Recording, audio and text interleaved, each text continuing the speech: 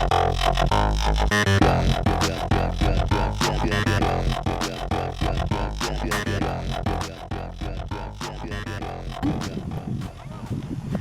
alaikum. We're here at the Great Sand Dunes of Colorado. The Great Sand Dunes are the tallest dunes in North America and one of the most fragile and complex dune systems in the world. They protect a globally significant water and wind-driven system, which includes creeks that demonstrate surge flow, which is a rare hydrologic phenomenon we'll talk about later in the screencast. The Great Sand Dunes cover approximately 150 acres or 247 square miles. At their widest point, the main dune field runs 6 miles and at the greatest length, 8 miles.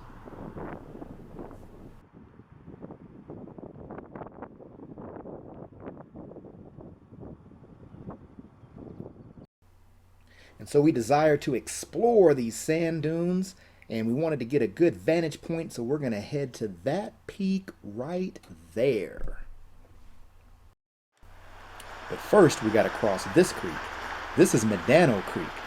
Because fresh sand continually falls in this creek, small underwater sand dunes form in the creek. These underwater sand dunes act like dams, but they are continually forming and breaking down. So as we're wading in the stream, we see water surges, which look like ocean waves, flowing downstream at intervals of anywhere from just a few seconds to a minute or more.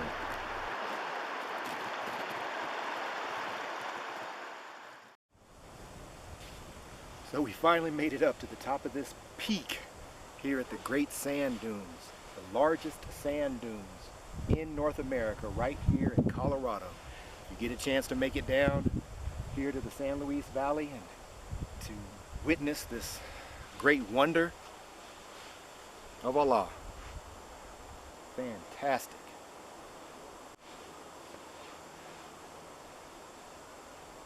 Just incredible that this is just pure sand. And the process by which the sand developed and the dunes developed. The air, the wind blowing, creating these fantastic dunes. Just incredible.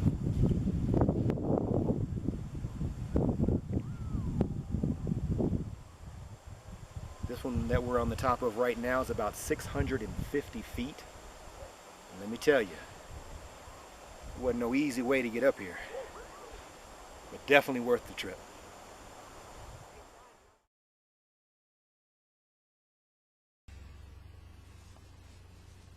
Assalamu alaikum. So the last thing we just wanted to show was that this Great Sand Dunes National Park has on its website some curriculum, some lessons that students can accomplish from the early grades even up to the higher grades. So I just wanted to introduce this website and its resources so that you could check it out and perhaps do some of the activities that you see fit for your children. So here we are at the web page, and there are several references that we're going to go over. I'm going to show you 3 of the lessons and then let you go from there and check them out and do what you will with these various activities. So this is the online curriculum page. This has the overview of the lessons, their description, and their connection to, in this case, the Colorado Content Standards. It also speaks of a cross-reference tool, which is a nice tool. I'm going to pull that up.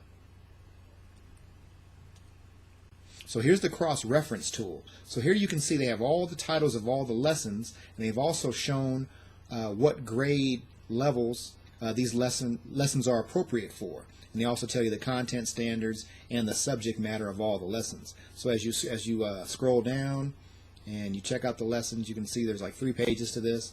Now notice over on the right, it says that some of these need to be done on site. They're talking about at the Great Sand Dunes. Now obviously you may not be able to do that. However, a lot of the activities that say either pre-trip or post-trip, especially the pre-trip activities, these are activities that you can do regardless whether you ever go to the sand dunes or have anything like that where you live. These activities you can still do or even adapt based on how they're written up. You may just need to make some adjustments.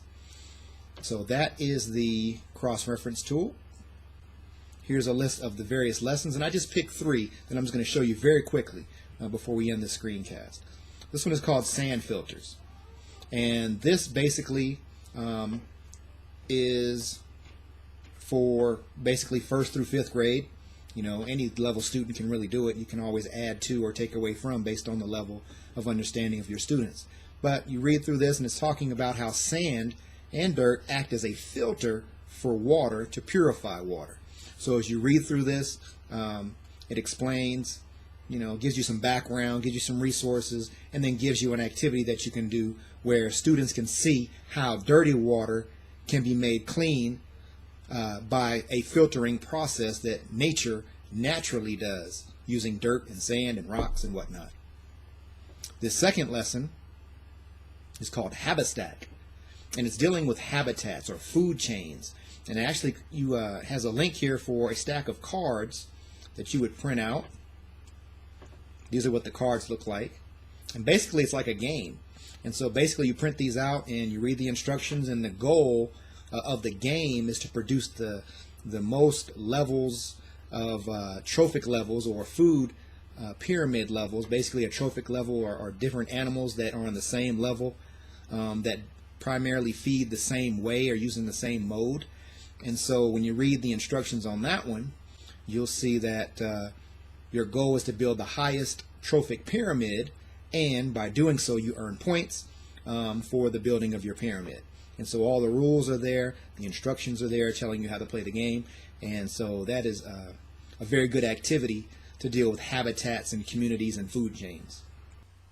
And we don't have time to show that third activity, but check out all the activities. And if you have any questions with regards to any of the lessons, feel free to contact me, and I'll do my best to serve you with your questions regarding these lessons. Thank you. Assalamu alaikum.